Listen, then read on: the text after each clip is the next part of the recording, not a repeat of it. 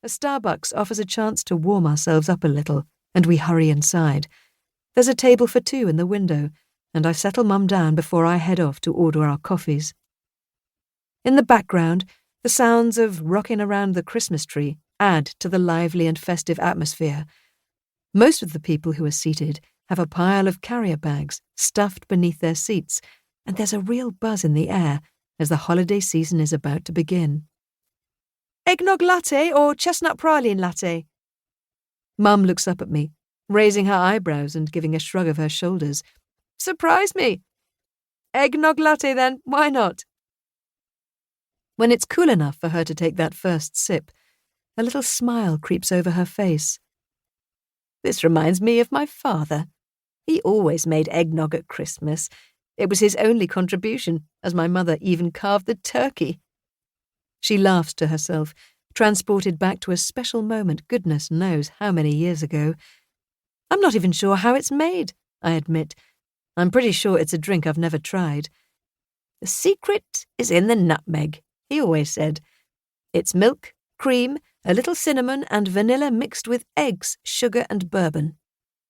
It was a luxury in those days. Even the smell of it conjures up Christmas to me. It's wonderful to sit here and hear her talking about Christmases from her own childhood. This is truly magical, Tia. Thank you so very much. My wonderful, darling daughter. What would I do without you in my life? Spending time with you is gift enough, so today I'm doubly blessed. I vowed then that in future we'll celebrate every Christmas Eve in style at a very special destination. I can't think of a better way to repay her for all those wonderful Christmas memories from my childhood. Losing my father, and then a family row distancing my brother from us, has blighted far too many Christmases already.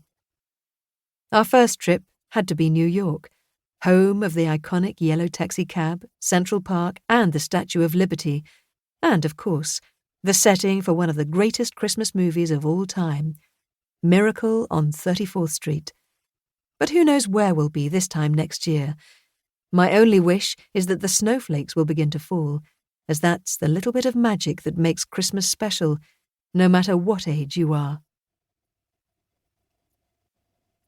Chapter 1. Christmas Past. Tiredness from a long, foot-wearying but exciting day sees Mum sinking into a deep sleep almost as soon as her head touches the soft, 1,000-thread count Egyptian cotton pillowcase. In the semi-light, I glance across at her bed, on the far side of the room, and wish I could see her face. But her back is towards me. I wonder if today was too much for her, and whether tomorrow we should be a little less ambitious in our plans. I forget that time marches on, and with it come the aches and pains she says are only natural at her age. Not wishing to spoil the festive mood, I push aside my worries and indulgently allow my thoughts to wander. So, what was the best Christmas you can remember, Tia? I ask myself. Gazing up at the ceiling, I find myself smiling as images flash across my mind, like little vignettes, curiously colourless for some reason, as if each is merely a shadow. But the emotions I feel as I become a voyeur of my own memories are powerful. Tears begin to form in the corners of my eyes, and I have to suck in a deep breath for fear of letting out a howling sob. Dad and Will's faces appear, and my chest constricts with anguish for what has been lost. As I concentrate on sorting a random collection of clips into some semblance of order, I begin to realize that the best Christmas was actually the one shortly after Dad had been made redundant. The company he worked for had closed their doors overnight. It was a family concern going back 3 generations, and the news came as a bitter blow to everyone. I didn't really understand what was happening at the time, only that money was suddenly very tight.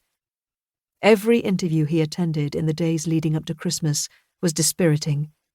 He would come home with a deep frown on his face, and I clearly remember him talking about which of his ex-colleagues were at the same interview.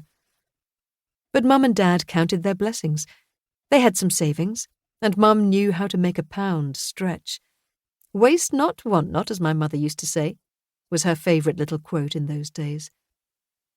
But our Christmas